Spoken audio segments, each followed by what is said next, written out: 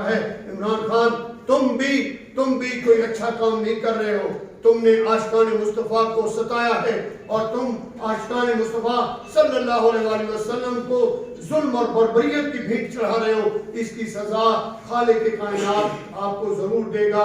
ہم پرامن لوگ ہیں. ہم جماعت اہل سنت کی طرف سے یہ پیغام دینا چاہ رہے ہیں کہ آپ عقل کے ناخن لو.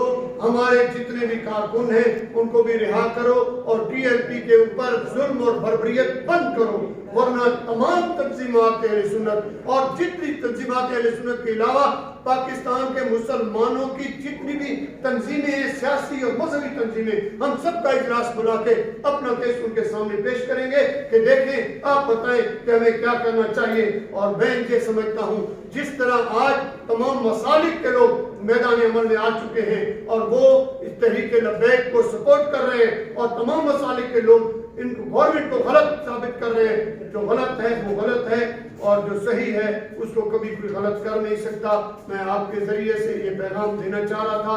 ہم جماعت اہل سنت امن والے ہیں اور ہمارے جتنا بھی قبلہ شاہ صاحب تشریف لائے ان کو بھی ویلکم کہتے ہیں. ہم آپ سے یہی اپیل کرتے ہیں کہ ہمارا یہ پیغام پریس اور میڈیا کے تھرو آپ آگے بڑھائیں اور اگر ہم حق کی بات کر رہے ہیں تو آپ اس حق کی بات کو آگے بڑھاؤ گے. اللہ تبارک و تعالیٰ آپ کو اجر عطا فرمائے.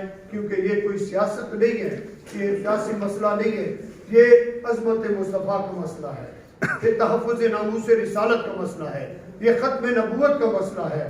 ہر انسان ذی شعور جو کہ دل کے اندر درد اور محبت اور ضمیر رکھتا ہے وہ ضرور میدان عمل میں آئے گا اور وہ آقا پاک صلی اللہ علیہ وسلم کی عظمت کے لیے ہر مسلمان مر مٹنے کے لیے تیار ہے. اور ہم تو یہ پیغام دیتے ہیں، ہمیں عموماً یہ روکا جاتا ہے تو ہم یہ کہتے ہیں ذبح ہوئے تو تڑپنے سے صنم روٹھ گیا اور خون بہتا جا رہا ہے. اس کو منانے کے لیے ہمیں ایک ذبح کر